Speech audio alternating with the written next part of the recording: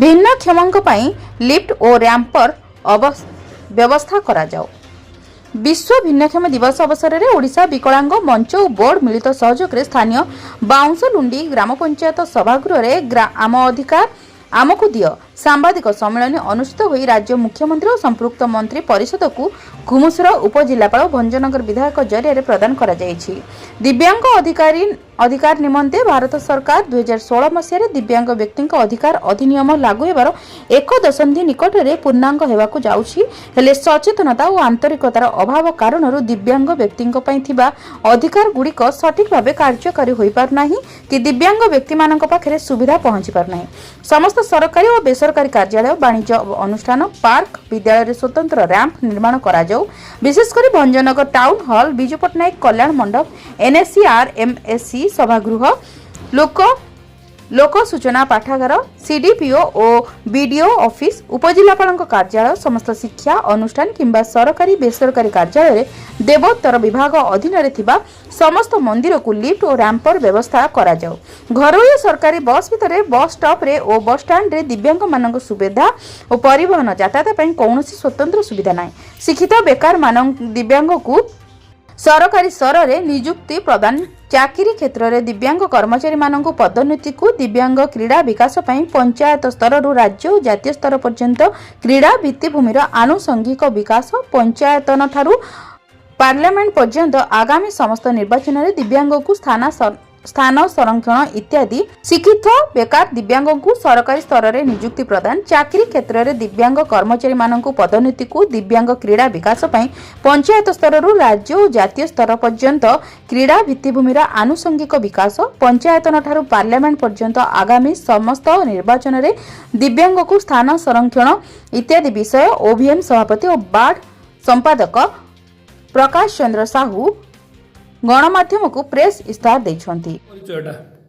मो ना हूँ निरंजन बेहरा राज्य सभापति ओडिशा विकलांग मंच। आज एक्चुअली आम एठारे ओडिशा विकलांग मंच एवं बार्ड स्वेच्छासेवी अनुष्ठान आनुकूल्य आज आम सांबादिक सम्मेलन आयोजित करिछु। यार मुख्य उद्देश्य होची जे आमर भंजनगर उपखंड एवं गंजाम जिला ता संगे संगे ओडिशा राज्यर बसवास करुवा भिन्नक्षम भाई भूणी मानकर विकास पाई आजिर ई सांबादिक सम्मेलन डकाही। एथेरे आमर मुख्यतः 16 गोटी दाबी सरकार पाखरे रही। तो प्रथम दाबी होची आमर जो माने 40% एवं 40% रो अधिक भिन्नक्षम भाई भूणी मानकु 3500 टंका भत्ता जगै देबा।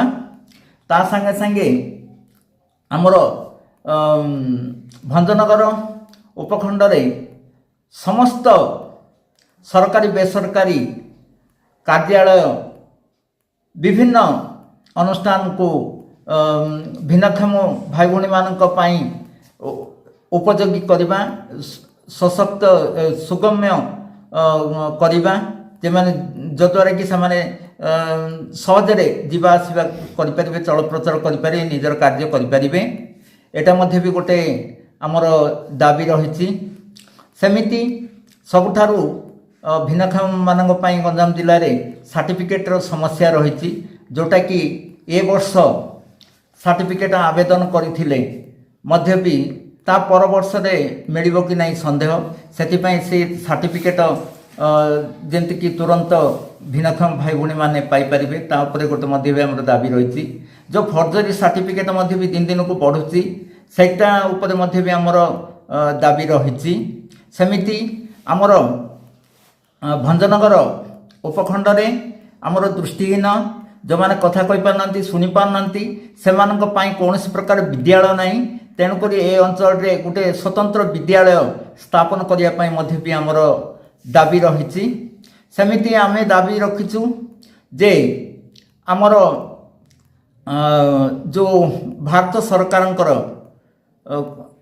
स्वास्थ्य बीमा रही ओडिशा सरकारंकर जो स्वास्थ्य बीमा रही आयुष्मान भारत आतापर गोपबंधु स्वास्थ्य कार्ड जो रही एथिरे भिन्नक्षम मानक एकक परिवार मान्यता देकी सेमानकु कार्ड जगै देबा आउ सेमानकु अत्याधुनिक प्राइवेट क्षेत्र में सरकारी क्षेत्र में अग्राधिकार भित्तिर स्वास्थ्य सेवा जगैया भी आम दाबी जन।